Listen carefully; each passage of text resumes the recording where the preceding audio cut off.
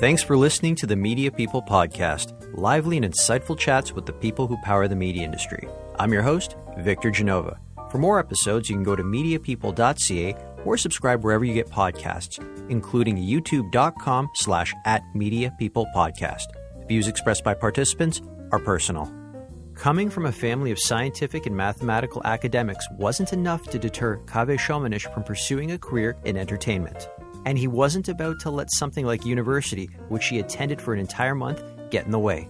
After leaving university, Kaaveh packed up at the age of 18, moving south to Los Angeles to kick off his career. He started as an on-air personality, hosting an entertainment news show produced for the global Persian community. Kaaveh then moved into producing and talent management, working with the likes of HGTV and Netflix. At HGTV, he worked on the popular real estate renovation show Love It or List It, handling brand and product integrations. He's taken 21 years of product placement experience and founded Plaiced, a platform that enables advertisers to reach their target audience within online community groups. Plaiced enables advertising within private online community groups, kind of like mom groups and gamers, sport groups, whether it's on Facebook, LinkedIn, Telegram, Slack, WhatsApp, and so on. And essentially what we do is we turn community owners into influencers. So we pay community owners, just like influencers, to post ads within their community, but not just any types of ads, just very contextual ones related to their actual community that provides some kind of value to their members. Kaaveh, thanks for stopping by. I'm looking forward to our chat. As always, we like to go back to the beginning. Where are you from? I was born in Montreal, good old Montreal. Unfortunately, I was only there for 2 months. It seemed like a very fun place to be later in life. But I moved to Ottawa with my family, and it was a great experience. I think a lot of my roots were based in Ottawa. A lot of things I learned throughout the next, 30 so years of my time. I moved out of Ottawa when I was 18, moved to LA, and then pursued a career in entertainment. And then from there came back to Toronto. And then now I travel back and forth between Toronto and LA. Okay, we got a lot to pick apart there. First things first, you mentioned that you were born in Montreal, but the family was only there for 2 months before you moved to Ottawa. So why did the family move to Ottawa? Well, unfortunately, it's not because of me as a 2-month-old. So in this case, my dad got a job in aerospace. So he's an aerospace engineer. Well, technically an electrical engineer, but he worked at an aerospace company and had a really fun job and worked with really big space agencies. And then it was a job that was tough to pass up. So, and we had some relatives that also came from Iran over to Ottawa as well. So just from all aspects, it was a place where my dad and my mom decided to hold down the fort. So what was life like growing up in Ottawa? Well, at the time, I didn't feel the quietness, but it was fun. It was a lot of fun. It was a lot of outdoor activities, just great, kind, decent people in Ottawa.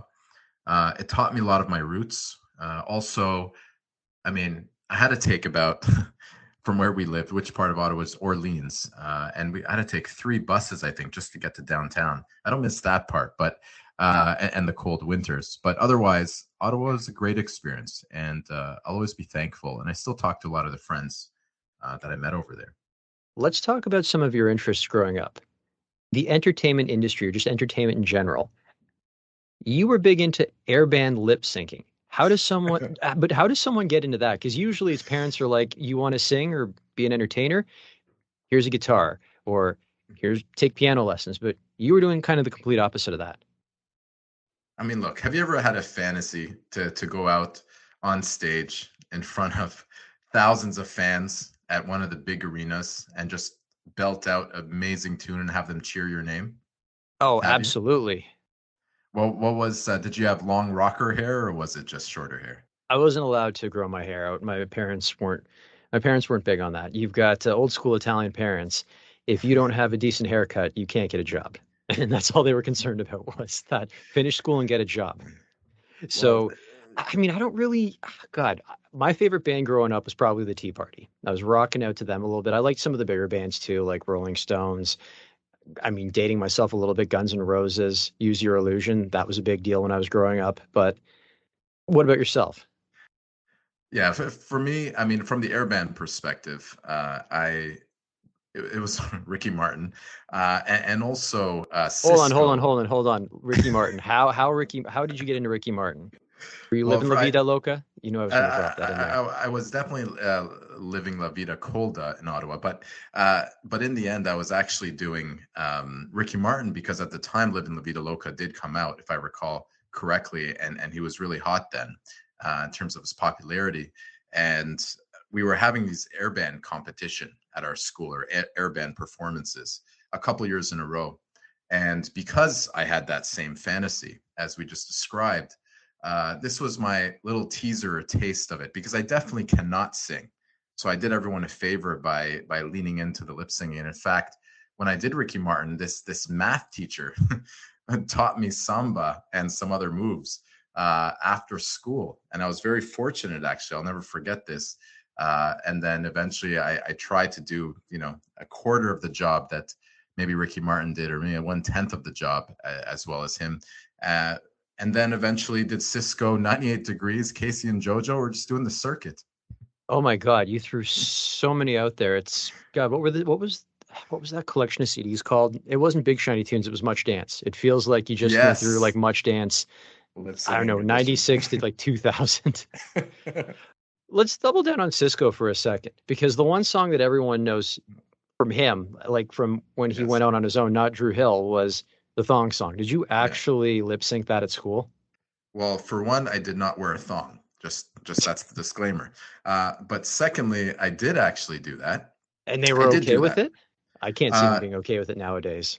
they were, and in fact, I even had backup dancers, God. and they happen to be women in this particular case. Actually, no, there was two guys and two boys and two girls, and it was a lot of fun. But we definitely didn't have too many risque moves, considering that again it was a little bit conservative. But it was a fun song. It was actually one of my favorite.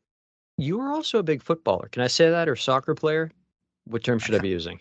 no, you know what? A footballer implies that I probably did really well in Europe, so you can keep going with footballer. You were a big footballer. How did you find your way into soccer or football growing up? Well, at the time, I didn't like swimming, and I tried basketball for a while, but given my vertical disadvantages, I ended up resorting to soccer and being passionate Persian in during the World Cup, and watching some other people around me and really enjoying Ronaldo, the Brazilian Ronaldo, back then. And then I just got caught with the bug, and then nearly every day. I mean, starting from 2 years old, I was being trained to be a soccer player, or to trained in soccer. And then eventually, over time, I started to play a few hours a day.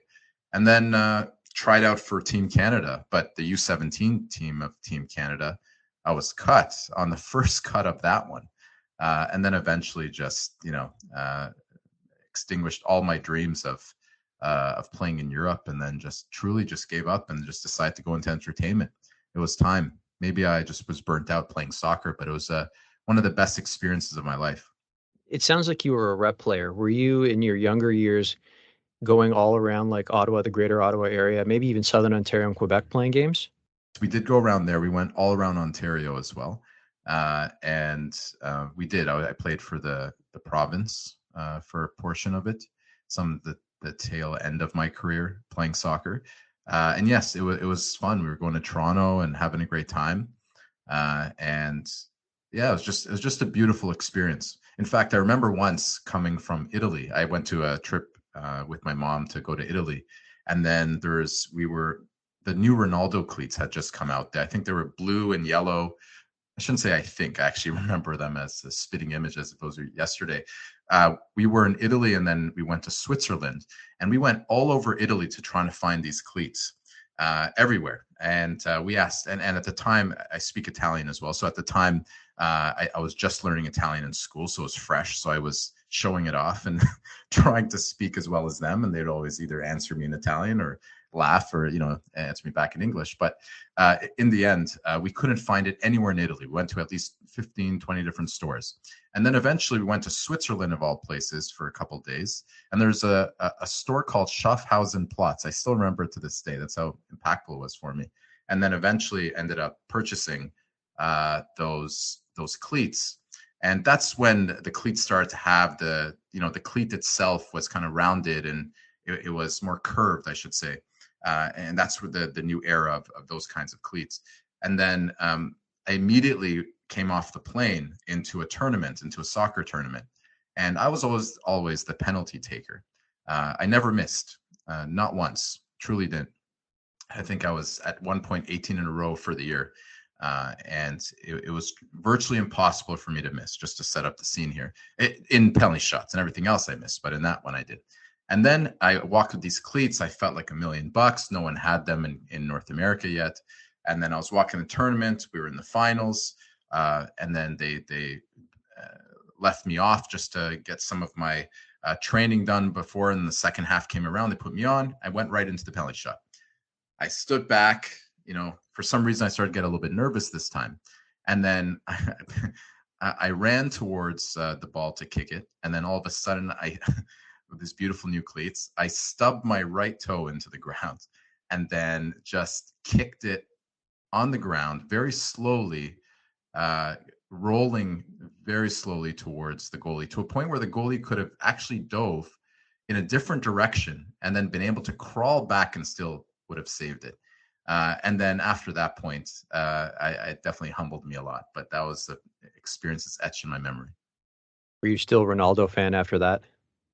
No, I think I was waiting for the other Ronaldo to come. Do you think that's why you couldn't find the cleats in Italy? Because if you're speaking about the other Ronaldo, yes. Brazilian player, is this the mid to late 90s at this point? Because I remember, correct. Because if this is the same Ronaldo from Brazil, he's the one that, didn't he have a bit of a panic attack the eve before the World Cup final in '94 in the USA? I actually didn't remember the panic attack, but you're probably, obviously you're right. I just don't recall it, but that is the same Ronaldo with that patch at the front of his head. Yeah, it was one of those things where it wasn't really reported on until after the game was over. And then there were a lot of questions. I mean, they won. So I'm wondering if maybe it was just very sacrilegious for them to carry those cleats. Because you said these cleats were also in the Brazilian colors, like they were blue and yellow? They were, correct, yeah. To carry them in Italy. Like very tribal. Like you don't want to be carrying that around. That's a fair point. Or you might change the colors, if you will, in Italy. And were they Nike or Adidas? Oh, man. That's a great question. I want to say they were probably Nike. I thought they were Nike as well, but I think that was one of the first forays with Nike really getting deep into it. But I can't recall. But yes, you know what? I wasn't as smart as you, clearly, as a child, because I did not think of that the shoes being in, and I just assumed Europe they would have it because they're always ahead of their game. But in that case, yeah, I definitely could have used you as a friend then. Through my travels, I've had a chance to go to Europe a number of times, and in one instance, I was backpacking by myself, and in London, you know how people will sell like knockoff jackets for football teams, but they're not really knockoffs. They just say Chelsea and it happens to be blue, but they left out the FC and the official crest. Yeah. When I was in London, I picked up one of those for like 20 pounds. It was a little colder than I thought it would be. So I wore it around, and in two places, I don't want to say I got picked on for it, but I became a bit of a target, a very soft target. It wasn't the end of the world. One was in Hamburg in Germany, where I went through the red light district, not because I was looking for any fun, but just because I was sightseeing and I was by myself. I think we should switch the interview around. I kind of want to learn a little bit about that. No, well, what happened was two guys who looked like they had been drinking their entire life. They were like these two old gentlemen sitting on these chairs. And I mean, when they smiled, their mouth was like a jack-o'-lantern, had maybe one or two teeth in it. And like they lit up when they saw my jacket and they'd point at it. And like you could hear them like, Chelsea, Chelsea. They would kind of say in like this raspy voice. And I got the hell out of there. And then a little bit later in that trip, I was at Barcelona at a shawarma shop. And which I shouldn't have been wearing that jacket in Barcelona. But the guy been to a shawarma shop in Barcelona. Well, it was good shawarma, but the guy's like, oh, hello, Chelsea. Like he was speaking to me in broken English. He's like, what would Chelsea like to eat? And I'm just like, oh God, here we go. And I'm like, can I have a chicken shawarma? Oh, Chelsea likes chicken. And he'd yell to his other colleagues who were making the shawarma, Chelsea likes chicken. What does Chelsea want on his chicken shawarma? And I was just like, bad idea. So after that, I kind of learned not to wear certain soccer jerseys in certain places. And I just figured that kind of tribalism would extend to shoes, simple things like colors. Or not to go to the red light district. I mean, either way, whatever lesson you learned, I guess. If you're going to be in the city once, you might as well see everything. Fair enough. Okay, so why do you credit your mom and dad as being some of your biggest influences?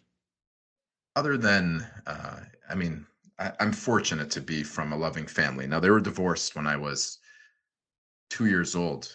My memory serves me correctly. And my father has, and my mom, for different reasons, taught me a lot of empathy. And being a only child and coming from divorced parents, there's the stereotype where obviously you're spoiled and so on. And I'm not saying that's incorrect at the time. However, you could develop a certain amount of an ego at that time. And my dad always helped me stay grounded. And both my mom and my dad helped me with a lot of empathy. My mom was going through some things at the time. And when she was going through it, I was able to see how different people were reacting to her. As a result, that enabled me to really dig in and observe people and learn about people. And then through her, learn about empathy as well. My father also taught me, he wasn't religious, but he believes in the core values, as does my mom. So in that way, they're, if you call it liberal minded or more spiritual, but they they taught me to just the fundamentals of being a good human. And another thing they also taught me as well is just to live as private of a life as possible. Now in my industry, in the entertainment business and now the ad tech business, a little bit difficult because sometimes, but there's certain aspects of my life that I keep very private, and other ones I show it. But my father overall always said to, you know, have your successes private and your failures private, and learn from all of them, but do everything privately. And I don't know if it was for evil eye reasons or what it was, but that's always been in my head, to try to live somewhat of a simple life, or even if I want to enjoy some of the materialistic possessions, then do so also quietly.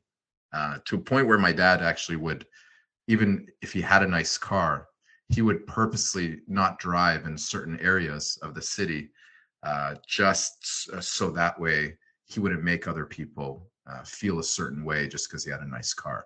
So he would either just get another car that's more, I would say, purchased Average. or average, yeah.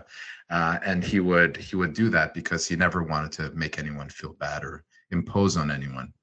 So I learned different things about that, and of course, bad or good, but in the end, I learned a lot of things from him and my mom. So, how has that impacted your ability to enjoy your success? It's very conflicting. I feel like I'm actually very religious then in that case.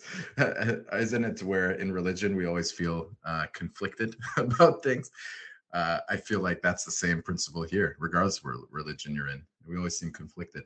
So I feel in this case as well, I feel very conflicted to a point where any success that comes, and I'm fortunate for it to come after a lot of the different failures that I'm blessed to also have to learn from.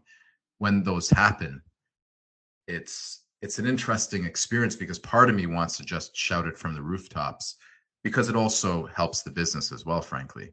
But part of me has a little bit of fear in it, where I don't know if it's humbleness or fear, or they're mixed together, but definitely want to keep it to myself, to preserve it and protect it, so more of it happens. So I'm not really sure. I haven't figured out the formula on that yet. So definitely conflicted would be the best terminology to use. Has that been difficult to do because of social media? Because I'd say you and I both grew up without social media. I had similar lessons as well from my parents, where it's like you keep that stuff to yourself. But at the same time, you could look around as a child or as a teenager going, well, it's difficult for me to broadcast that. I can tell a bunch of people, but it's really not going to go farther than them. And now in a simple tweet or a simple post, you can put it out there. And it's very tempting to do that simply because everyone is doing it. It is very tempting. There's no doubt about that. However, I've been fortunate, maybe in spite of my upbringing or just whatever the reason is. I'm not sure, truly. However, I'm the one that usually chooses the further line at Disney, for example. I call it a contrarian is another way to say it, but self-proclaimed. But every action that I do, I always look for the path of least resistance, but also and sometimes most resistance, but the path that most people are not taking. Whether that's good or bad, I have no idea. All I know is that I'm attracted to those kinds of paths. So the aspect of other people doing it, in fact, turns me off, to be transparent. However, the part that everyone's doing it that turns me on to it is because some of the marketers are on it, and they are judging based on the activity, and rightfully so, because there's so many vendors out there, so many tech platforms, so many other opportunities for them to build a great campaign for their clients. But at the same time, it's so then you almost have to show something for them, just to show that you're active. And if you go too quiet, then you may have to work a little bit harder for that extra business. Because the beauty about promoting yourself or promoting the company on social and other places that they have access to, the marketers have access to, is that they are at least able to, it's working for you, basically. You'll get more inbounds that way. So there's also something to be said about that. But personally, if it had nothing to do with Placed and nothing to do with my son and his endeavors, I would not be on social media other than LinkedIn, which I enjoy. What did you learn about yourself from your very first job delivering the penny saver? And first and foremost, for anyone listening to this, tell us what the penny saver is if they don't know. You know, a penny saver is a pain in the ass. I mean, is this Howard Stern? How deep can we get in the cuss words? Look, But I can empathize with this because I used to deliver the Mississauga News, and we used to have to stuff the flyers in there. And if the Canadian Tire flyer was missing, I mean, some woman would raise hell on the street and come after you, or she would call my boss and insist that they didn't get the Canadian Tire flyer. And in some cases, there wasn't even a flyer for that edition. So I was getting reamed out for something I shouldn't have even delivered or couldn't have delivered. So yeah, we can do a whole podcast or a whole episode on that. But you go first. Penny Saver was basically a newspaper that provided a bunch of discounts, coupons, some news, but generally speaking, just some good deals and what's going on locally in the city, in that territory. And exactly what you said, that I had to stuff those flyers. It was very short lived because, man, it was a lot of work just to do that for hardly anything. And although I did likely the wrong thing, by wrong thing maybe is too harsh on that moment, but I should have stayed longer to give it more of a chance to learn more from it. Instead, I did bail on it, and maybe because of that moment, I don't give up on things as easily anymore. But then I did, and what that did teach me, though, at that time at the Penny Saver, is one, I certainly didn't like doing it, but I did learn about hard work. I did learn some of it was learned from that, some of it actually from my parents. And then another lesson I learned from the Penny Saver was that I always want to work for myself. I didn't feel that it was capping my potential. I didn't like the feeling of being capped or leveraged or however you want to call it. I like to, at an early age, go after my own ambitions. And that's essentially what it taught me. You did enroll in university, and you enrolled in international business. But tell us why your university career barely lasted 4 weeks. How about we say it the other way? It actually lasted a whole 4 weeks because of the A whole fact 4 weeks. because of the fact that my father is a PhD. My mother has a master's degree in physics. My dad is a PhD in electrical engineering.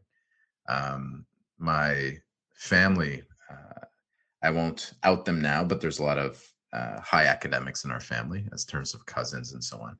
My stepmom also has a master's degree as well. So, and they have a Persian background. Now, as I mentioned before, they're very liberal minded, but at the same token, they're still, out of my father especially, wanting for his son to have a secure future. And the only way he knew how, or he knows how at that time, was to get a degree, which, fair enough, it mitigates the risk. You're more likely to get a job and so on. But he's never seen a life of entrepreneurship, at least up close. And all I could do is just go for that path. But in order to appease him after several discussions, and I'm being soft on the word discussions, but going through these different discussions over time, he didn't force me, but I chose to go in, and I said, okay, well, let me at least try to appease him. From the types of degrees that I can get there and the types of majors or that I can pursue, international business is the one that's more appealing to me. And I speak 4 languages at the time. I did as well. And just and leveraging my entrepreneurship, using it for entrepreneurship is definitely something that I felt I could use international business for. But the theoretical aspect of university and college, even though college is more practical, but generally speaking, the theoretical aspect was a big turnoff for me. I enjoyed learning the ups and downs more immersively by actually doing and taking action. So I immediately dropped out. Okay, so your university career lasted, we'll say, a whole 4 weeks. Yes. You left Penny Saver early into your run there. Is it safe to say that if you don't like something, you have very low tolerance for continuing it? That's a very good assessment. I feel like now we're in a therapy session, so I love it. Okay, we're going to break it down further. Yeah. Yes, exactly. Please. Let's talk about the traumas first.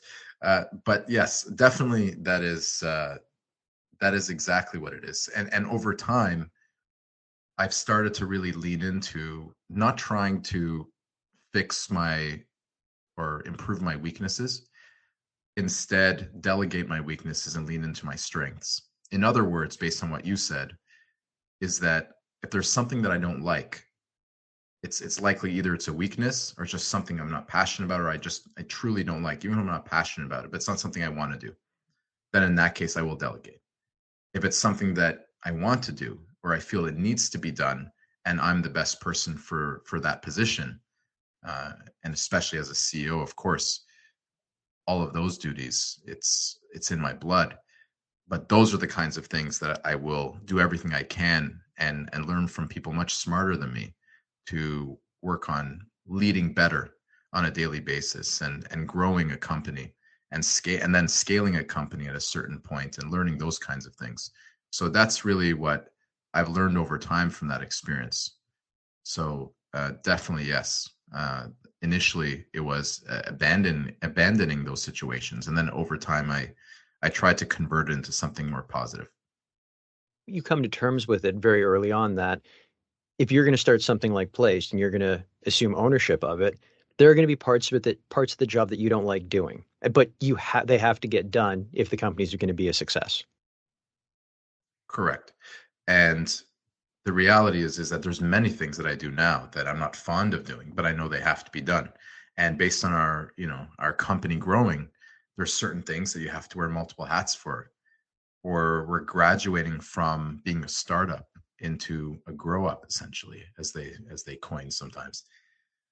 And we're getting closer to that stage, and I'm very grateful for that, but we still wear multiple hats. I'm looking forward to the day that it's a bit more siloed, where we can really be more focused on what we all do best, whatever that is for each person.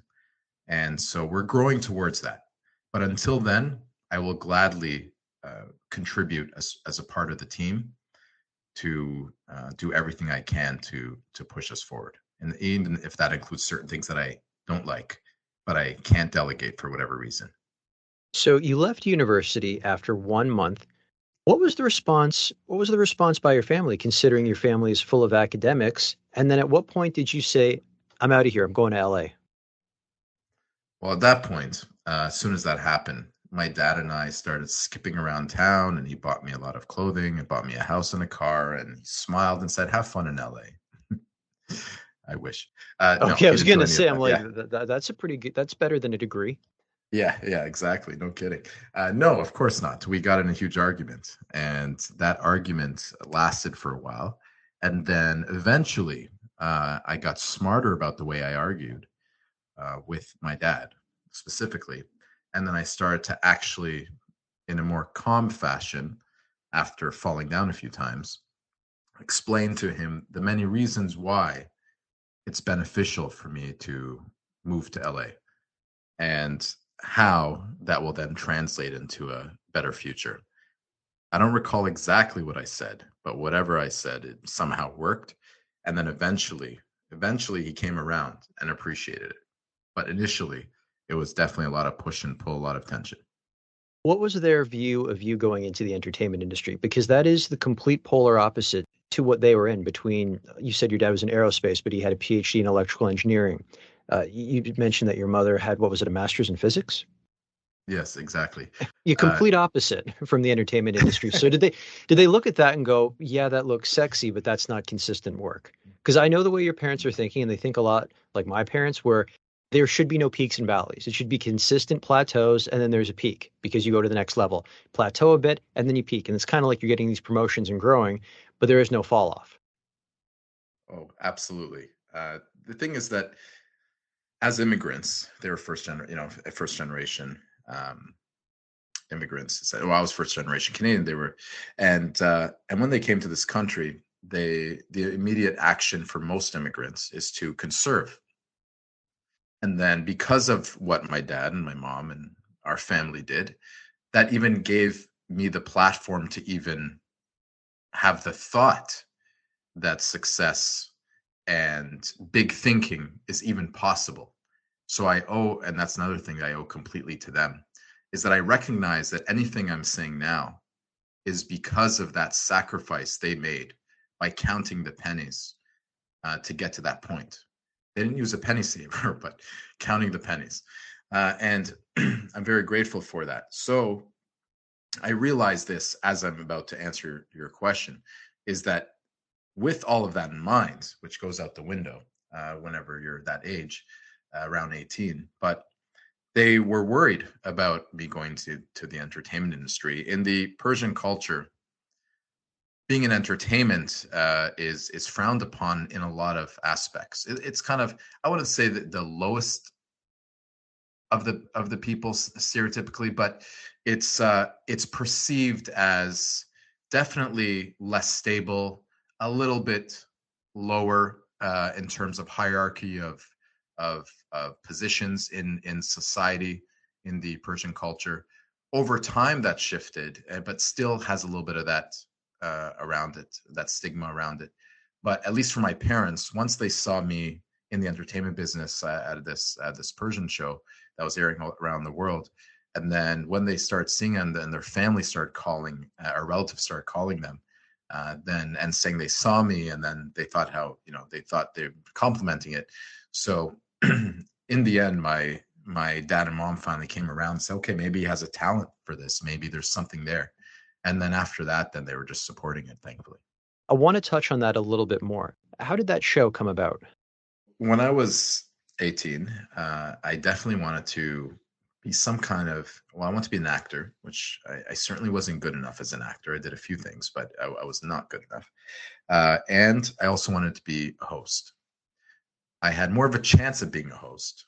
But again, because as an entrepreneur, I wanted to also be the producer of the show. I wanted to create it. I didn't want to have a boss above it, even though technically we always have, like, our clients are our bosses essentially. Let's not mistake that. And Oh, there's them always someone we answer to, and usually it's ex- the people writing the checks. exactly. And in that respect, I'm actually very happy to serve them as long as, but not blindly either. And that's a whole other discussion we'd like to have. But not blindly either, but we like to give value to people. But if it makes sense for both of us to work together. But that's just a side tangent. As far as this particular case, once we ended up once I ended up deciding that I want to be a host and a producer, the lowest hanging fruit was in the Persian community. There's less barrier of an entry to get in. And because I'm a second generation, technically, or at least first generation Canadian, uh, as a result, I wanted to create a variety type show. We're interviewing Iranian celebrities and American celebrities, Canadian celebrities, and just doing some other fun things for people my age. Because at the time, there's a lot of older programming on Iranian TV for the most part, and also wanted to do it in such a way where people like me that spoke kind of a broken version of Farsi, or at least tried their best with Farsi, could actually relate. And at the time, there wasn't anything that I noticed, at least at that time, there. So through some contacts of our family, extended family, that she was a famous actress in Iran. And then she was also a big concert promoter for a lot of the big Iranian singers. So then she knew a lot of the studio, the networks. And then she connected me with them. I still had to do I created a show, produced it with the support of my dad, actually, at the time for the first couple episodes. And then eventually pitched it to them and said, here's a finished program. I'd love for you to air it. It's going to give you a whole new market of people, new audience. And they accepted. They gave me a pretty good time slot. And then it started to pick up some speed. I was very thankful about it, and some steam. And then eventually started to get some shout outs from the main anchors in that network, which then helped, again, snowball the validation from my parents. But that's basically how I got into it. And it was one of the best experiences also. I had really great experiences in my life, the good and the bad, but it was a really nice experience. So did you exclusively cover Iranian entertainment while you were living in LA, or did you mix in a bit of Western culture with that as well? Because I know that, I mean, I don't understand the rules of the laws very well in Iran, but I do know from speaking to other guests, a mutual friend of ours, Mo, that when he was in Iran, all of his kung fu movies were seized by the Revolutionary Guards. So were there any limitations to what you could talk about? If there were, I didn't adhere to them. Oh, That's the rebel reality. without a cause. We did, for example, had this one segment where we asked women. Again, I was 18 at the time, but different women and men actually, but mainly women, the best pickup lines that they heard, and that they've heard from guys, or the craziest or the funniest pickup lines they've ever heard. And something like that, likely, traditionally speaking, would not go over well with what you mentioned. However, so I wasn't doing it intentionally. It's just how I grew up. I didn't restrict myself. And again, because I like to give value to the people, that the audience that this was for, that I felt it would be doing them a disservice by filtering anything or censoring anything. So no, we did also do though we did interview some Western culture celebrities, some American celebrities, from the Boy Georges and some other big A-list actors and so on. And we did that all the way through, but we also mixed in everything that a typical 18 to or 16 to 22-year-old would like.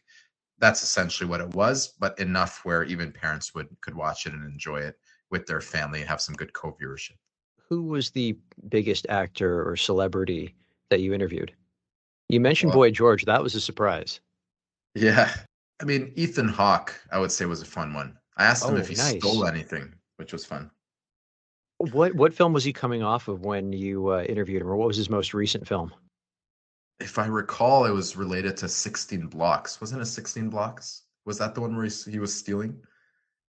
I thought it was 16 Blocks, but I could be wrong because that was Bruce Willis in 16 Blocks. But it was something where I thought he was with Mark Ruffalo, if I'm not mistaken, as well. I forget the name now, but it was something that he was a thief in it or something to that effect.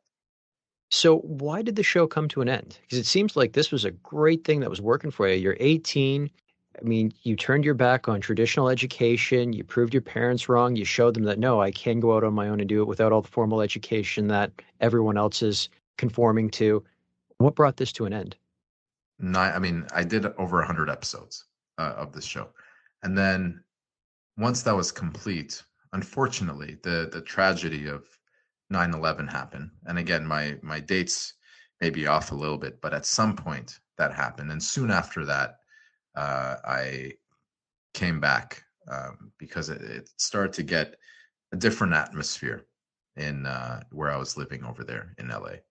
And the atmosphere started to change a little bit, unfortunately, for Middle Easterns and so on, even though I was born in Canada and, you know, have certain things that maybe I wouldn't have typically gotten profiled, but it just felt different.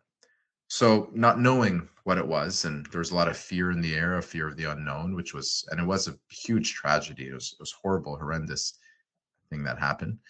And then I decided to come back and but not to Ottawa, but to come back to the entertainment capital of Canada, Toronto. Vancouver's close in film and so on, but at least Toronto was the all around entertainment capital of Canada. So I came back here and then ended up doing a few more episodes of the Persian show, and then eventually decided to partner up with a friend of mine that was a producer, and then in the Western culture in English TV, and then eventually partnered with him as co-producers, and then ended up getting some advertisers to fund our show, what you would call now product placement. And then we ended up producing a cooking show with cooking with celebrity chefs and known chefs at the time, cooking with wine and spirits. And I was on a local station in Ontario called Sun TV at the time. And we Oh, did I remember Sun TV. You did? Yeah. Yeah, it was a Quebecois station. Yes, perfect. And thank you for the one viewership we had. We really appreciate it. Thank you for watching. I'm sure you guys had more than one person. But you weren't just producing it, you were hosting it too, weren't you? I was, yes. And that was partially for budget and partially for exposure reasons. And we were co-hosting it with him and myself and my business partner. And it was also a great experience. I learned how to cook by doing that, which was great. It was okay. So that was my next question. Were you already a foodie? Did you know how to cook, and you were just sharing that talent with the world, or were you kind of building the airplane midair? Completely midair. Kind of like, was it Reid Hoffman that said that? I think it was Reid Hoffman. Yeah, I love that. I love that quote that he says. Again, I'm going to misquote it, so I won't say it, but it's an incredible quote if you check that out. And yes, so I was definitely learning as I went. And usually that's what happens. I'm not afraid of going into different industries because I truly am curious. There's so many beautiful industries in this world, and so many unique and interesting things to do. And if I have an idea that I think will stick, and if it's something in relation to a passion of mine or something that I really want to do, I have no problem doing it. There's no fear of doing something, which I'm grateful for, again, very grateful for, because my parents set the tone for me to be able to do that. But what happens with that sometimes is, yes, you have to learn on the go a lot of things, meaning that you fail very fast, which is the best thing you can do in life, is fail fast. But you do fail a lot initially. And you get you start developing this imposter syndrome, which I've carried with me throughout my life and everything I've done. And eventually you shake it off, but it takes a while. Yeah, please tell me how you shake it off. I think myself and a lot of people listening would love to know how to get rid of that. I mean, the short answer is mindfulness. Truly is the short answer. The being aware of it is 50% of the battle. And once you're aware of it, and then once you surround yourself, in my belief, with smarter people, a smarter and bigger network of people much smarter than you in that room. And when you eventually surround yourself with those people, and in some of those smarter people's cases, they're extremely wealthy. And then in my case, once I started to speak with some of these people, I started to realize that other than their incredible actions that they took within the way that they were able to become wealthy, and then continue to become wealthy by other revenue streams, diversification, so on, and discipline and all of that. So that's not taking anything away from them. But from a human perspective, they were just as insecure. They were in just different ways. They had similar, their own traumas from when they were a kid. They were just like an average, just good old fashioned human, just like any of us. And then once I was able to normalize these different people, again, they're still smarter than me in this particular category, but They're just people. And once I was able to normalize that, then, and paired with the awareness, paired with therapy, by the way, the last few years, I go to therapy every week, which I love. It regulates things for me. But doing that, accumulation of those things and age, frankly, as you get older, you start reflecting more. And then all of this put together, that's what ended up happening for me anyway. The imposter syndrome is still there, but it's been diffused quite a bit. And then it's also aligned with this purpose. Again, I'm throwing another piece into it, but another ingredient. But once I uncovered the purpose, then, or at least my perceived purpose of what fulfills me, and then I paired that into it as well and added that whole equation together, then I felt that the imposter syndrome started to diffuse itself because, I'm worth it. I can do those things. And it took me a while to get to that point of thinking that I belong. Is it safe to say that this role was your first bit of exposure to product placement? Well, technically, the kind, very smart, intelligent Persian community in television specifically are fantastic people, but they don't pay anything at the time. Maybe now it's changed. I hope it has, but they didn't pay anything. So that was my first foray into product placement because we had to get some local Iranian sponsors to give us money to continue the rest of those episodes to get over 100 episodes. But my more westernized experience, yes, that is accurate. The cooking show was when we secured Corby Distilleries, which runs Absolute Vodka, Wiser Whiskey, and so on, and some different wines and many other products. And they were just one of our sponsors. And then we actually integrated their product, just like product placement. We would integrate their product into the show as an active integration. And that was definitely the first foray. And then it went from there. And from there, you started handling product placement for HGTV's Love It or List It. Tell us a little bit about what that was like and how you got the role. Well, first of all, have you ever renovated? Oh, God, yeah. And it has been, yeah, it's been incredibly stressful. I've got stories about that. Did you want to love it at the end or list it? We wanted to go after, in one instance, we wanted to go back to the contractors and get them to fix it, but that's a different show altogether. But I see.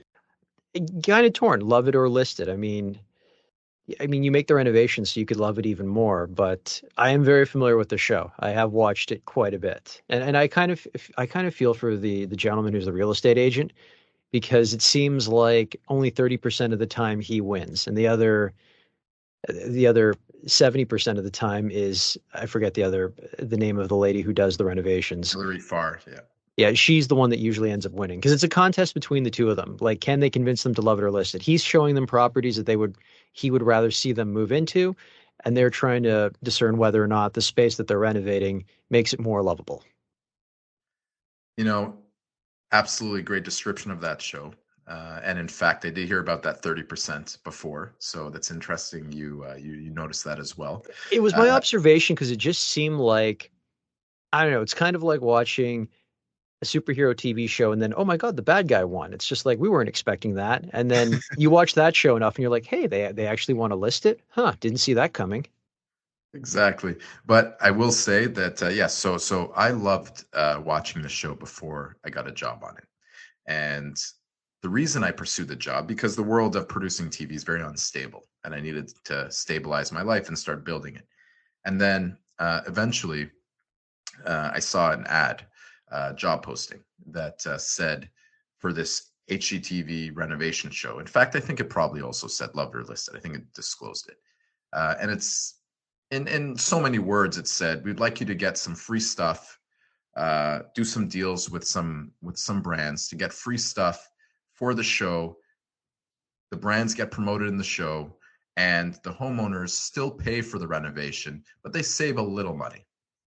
And as a result, I said, this is perfect. For the last so many years, I've been getting free stuff for shows. I've been getting money from brands. I've been integrating them and so on and so on. So I figured this was a very odd niche job posting to see. And I felt that I was perfect for it. I really did. So I went into it very confidently, wore a gray suit, actually, Nowadays people don't wear suits anymore, but it was a nice time to wear a suit. And I went in there probably overdressed. And then I believe that I looked a little bit like the son of the executive producer. So I don't know, and maybe there's some familiarity there. And maybe I got lucky enough to get it that way, or is my experience, or it was both. But no, I did have experience going in, and I'm very grateful to her, to Maria. Actually, she was one of the founders of that show, the creators of the show, and she hired me. And for 4 years, I worked with them, over 100 episodes, and integrating the brands into that show, and then eventually started our own product placement agency, and then I'll leave it at that for now. But it was a really wonderful time to work on that show. It gave me a lot of confidence. How long did it take to film a single episode of that show? Because you're tied to the length of the renovation. Definitely. Well, I will give you an average at that time when I was working there. I can't speak to how it is now, because it's still going, by the way, after all these years. It's really incredible what her and the team have done with that show, and the network as well. But essentially, what it was is that we had 3 houses being renovated at once. They were staggered. Their demolition day was staggered by a week. And each renovation, which were large renovations, if you watch the show, Love Her Listed, they lasted from demo. We called it demo to reveal. Demolition to the day that we revealed it on camera, where the homeowners walk through it and see what happened. 3.5 weeks. So we had 3 going on at once, staggered by a week, and we had the whole reno, 3.5 weeks per house. It was really incredible. So those we had trades working on top of each other and so on, but it was a well-oiled machine at that time, and I learned a lot. I learned a lot at that company. You were the CEO of the Trade Out Producers. Heavy into product placement. What was the company, and what did your role as CEO entail? Trade Out Producers. So Trade Out is essentially the act of getting free products in exchange for exposure for film and series. In Canada, it's called contra, traditionally speaking, bartering. In US, it's called trade outs. So because our primary focus was working with a lot of US films and series initially, so we called it trade out producers. And that's, again, literally the role. In some cases, funds came with it. It was brand funded in some cases as well. But the point is, that's why we named it that, because it was also something for SEO reasons that was Googled quite often whenever you were looking for something like that. So we would normally show up first when anyone would ever put in that they're looking for a trade out producer, because we bought both domains in Google. So that's the reason we named it that. And then as a CEO, in that particular case, I think that the largest we ever got was 7 people.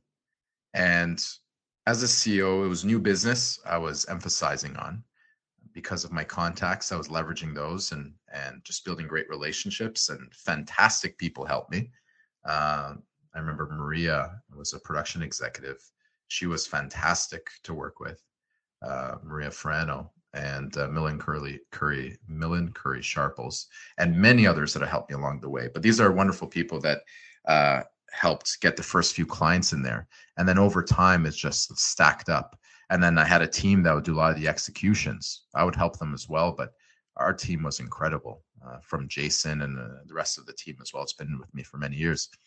And it was just a fun experience, really high octane type experience of having 10 to 15 shows going at once. And by the time all said and done, we did thousands of episodes on HGTV, literally thousands, in so many different series. We ended up managing talent on Netflix and HGTV as well along the way of some of the shows that we did trade outs for, product placement for.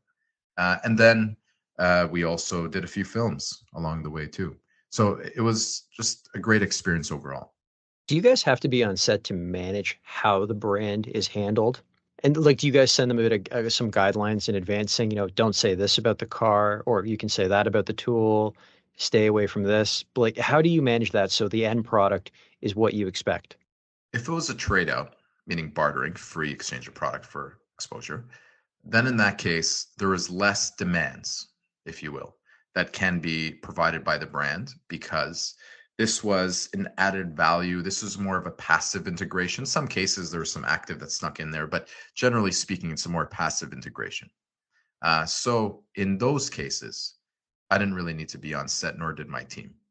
If it was a new client that we just did a full season deal with, whether it's Food Network show or Netflix show, whatever it is that we worked on, and we had to do a full season deal with, then in that case, sure, we would go just from a building a relationship perspective. But it wasn't a necessity. We just believed in building relationships more than anything.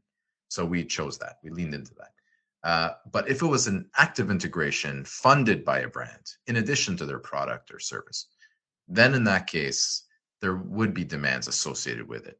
There would also likely be the ad sales team as well from the broadcaster, or the marketing team, or sorry, the ad team from the movie studio involved as well. So be many people involved, even though we stick handled it. So we were the middle person, and then we were always on set and reporting back to all the different parties, kind of like a quarterback.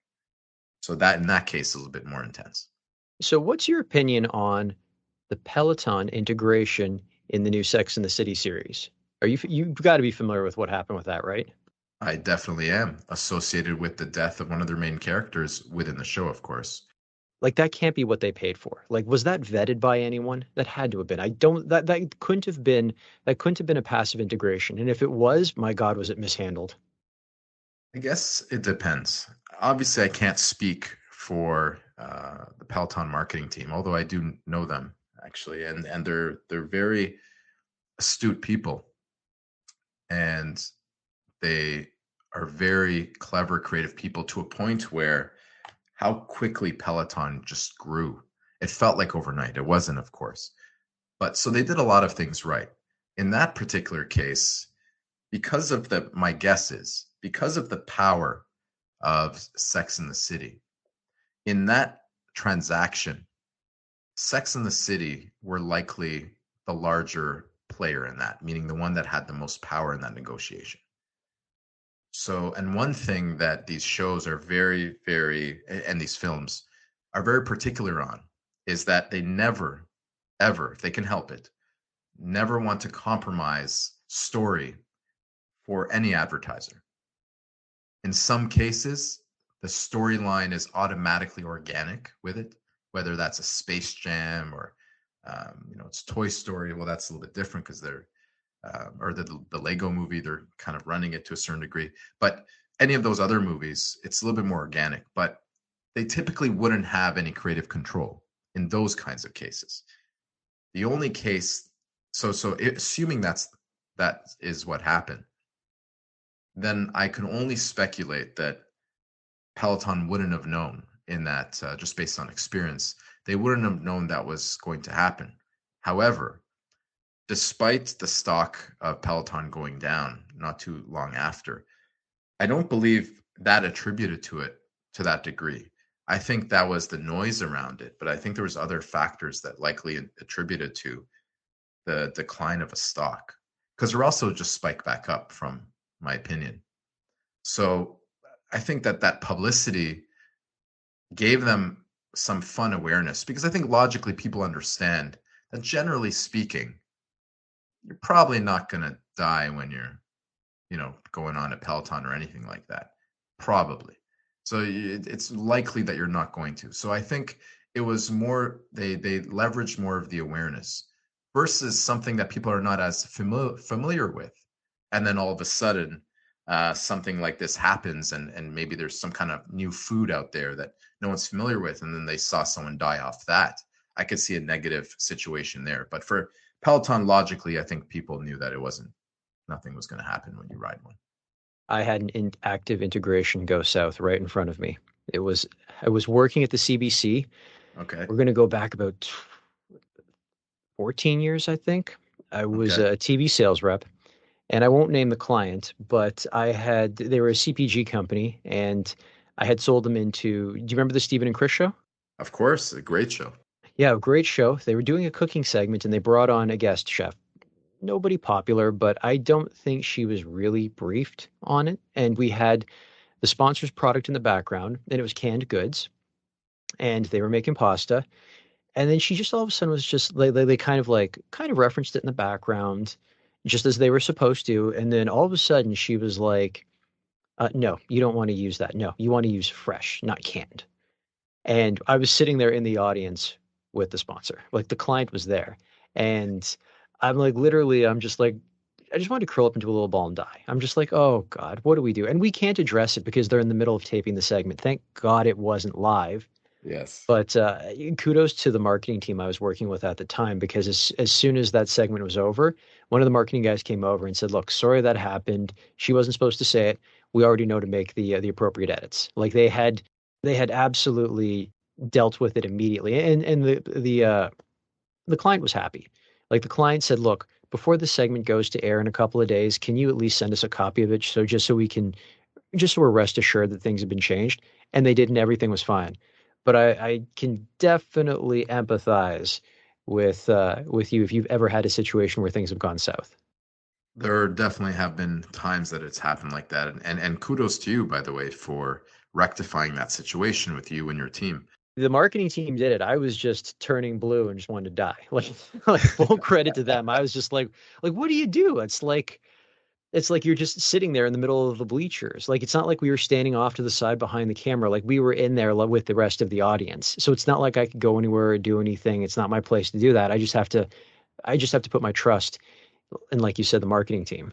Well, there was a furniture company that we were dealing with. That was just a difficult company to deal with in general. Nothing catastrophic happened, fortunately, with any brand.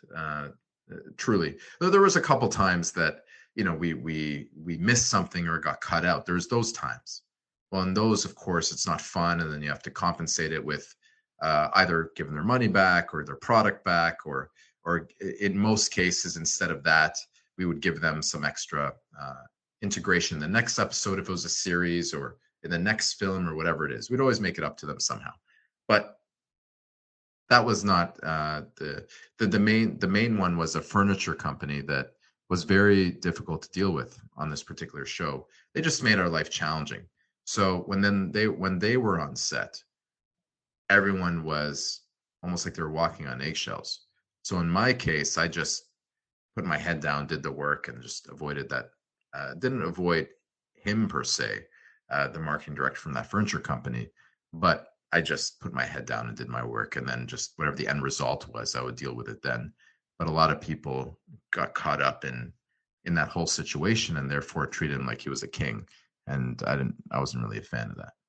Let's bring everything full circle. Where did the idea from Placed come from? Initially, for Placed, we built and launched technology of a product placement marketplace that was like a dating site for brands to integrate with producers. So integrate their content in series and film. Exactly what we were doing as an agency, as a manual agency, but we built a technology for that. When we did that technology, that was because of the fact that, frankly, after 21 years of doing product placement, truly, one half of it was just, I was tired of doing it for that long, and I wanted a change. I had a great time, some of the best moments of my life, but I really wanted a change. That was half the reason. The other half is related to our purpose, and the other part of that is related to growing and growing a business and scaling it to a global scale that we wouldn't have been able to without technology. But that full answer is truly the transparent thing. I've actually rarely said that before, which was about the fatigue. And I think that's a human thing that we could all understand, is that after a while, you just, want to be reinvigorated with something. And I just felt like I was going stale a bit, and I wanted to reinvent myself. And I'm grateful that I had people around me to help do that. And then once we realized that the product placement marketplace, we shelved it for now, because we realized that there's certain friction points in product placement that we have to figure out and fix before we relaunch it. So we're going to fix those friction points, and I won't share them now, but just for competitive advantage of what we realized and what we learned over that time. that's the only reason I won't share them right now. But when we do bring it out, we will already be solving some of those friction points in the way that people have done it before, that I've done it before in the old school method, in the manual method. So we'll take care of those, but we're going to launch at a certain point where we feel we're going to time the market and do our best to time the market in a time that we feel it is needed. But until then, what we decide, we iterated. And we iterated to enabling advertising within private online community groups. And this is something that we did because realized over time that my purpose in life, after my midlife crisis, that is, I analyzed the commonality of all the different things that I've done in my life, the big decisions, whether it's a girlfriend, frankly, we're getting deep on this one, an ex-wife, or anything else I've ever done, jobs I've taken, and so on. What was the nugget, the commonality of why I did those things? What drew me to those things? And I identified that it was the fact that I always wanted to elevate the underestimated, overlooked. So you want to call that fighting for the little guy, or ensuring that everyone has the same privilege as the top 1%, ensuring everyone has the opportunity to have the same privilege as the top 1%. And so no one can be leveraged. People can decide how they want to live. And that was very important to me, coming from immigrant parents and wanting to equalize the platform, the system. And I didn't feel that we can do that with product placement necessarily. Unless we unlocked it for up and coming filmmakers, then all of a sudden we have something. But for communities, when we switch to that, is because now what we do is we believe that we can democratize advertising globally. We can enable brands from the marketing side. We can enable brands to market into these niche communities at scale.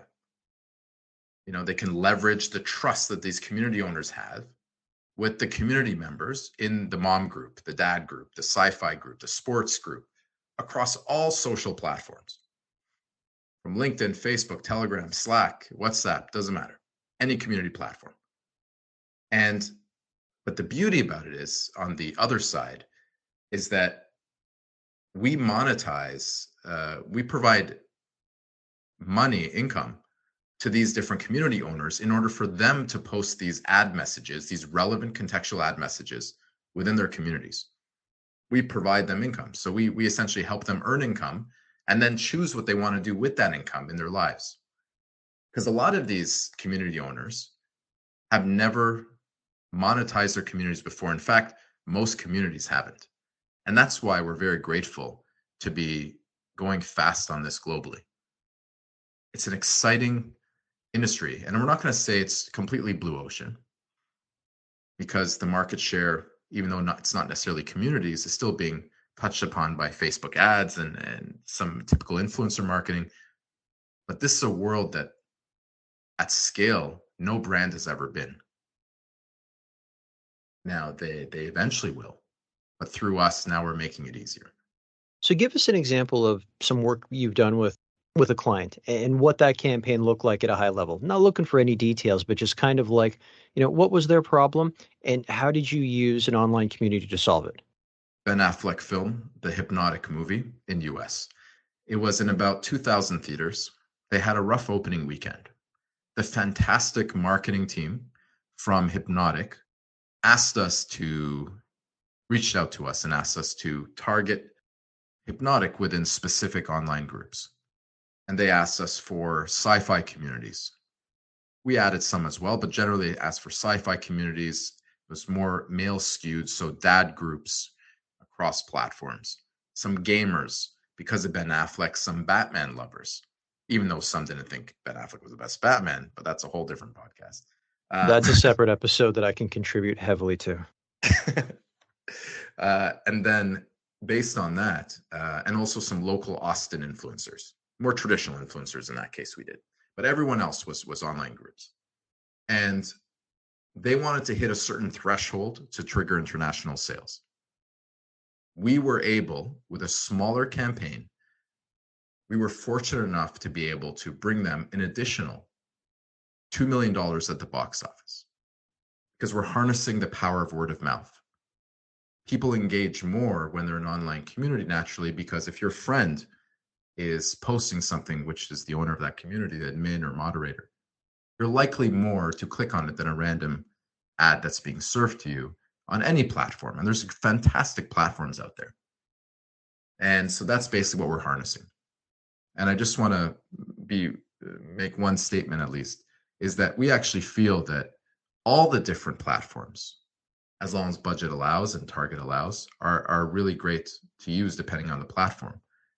We like to look at ourselves as in addition to those, or as an alternative to some of those.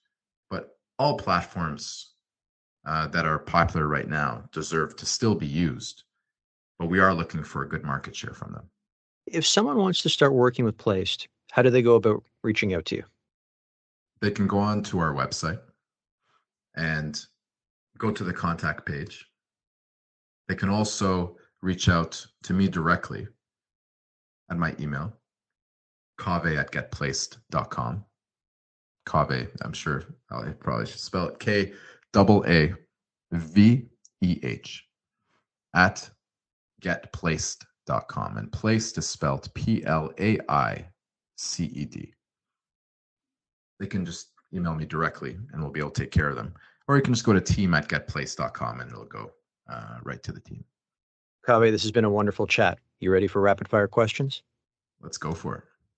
All right, the campaign you are most proud of. The Ben Affleck one? Definitely that one, because that changed the game for us. Your favorite movie? Rudy. Underdog story. And I may have cried a little bit.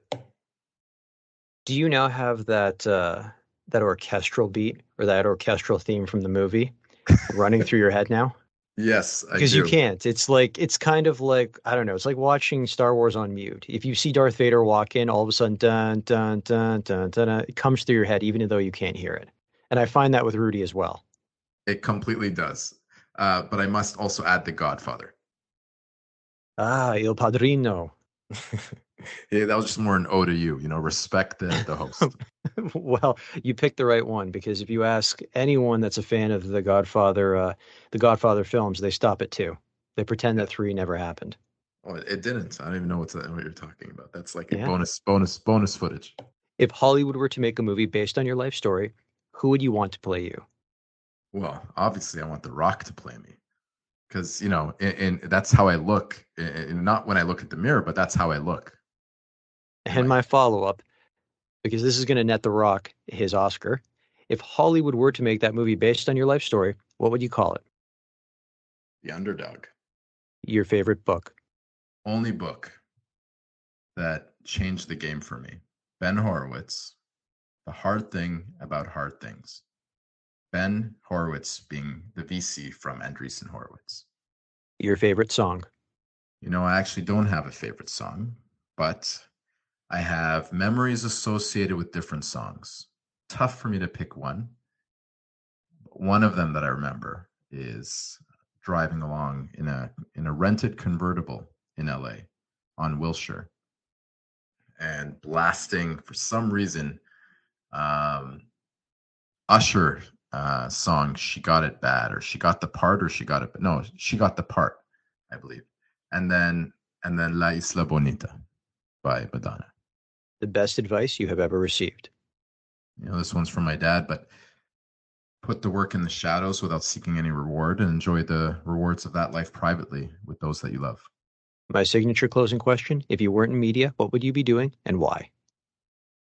Not delivering penny savers. But I would be a professional soccer player. Kaaveh, this has been fantastic. Thank you so much for your time.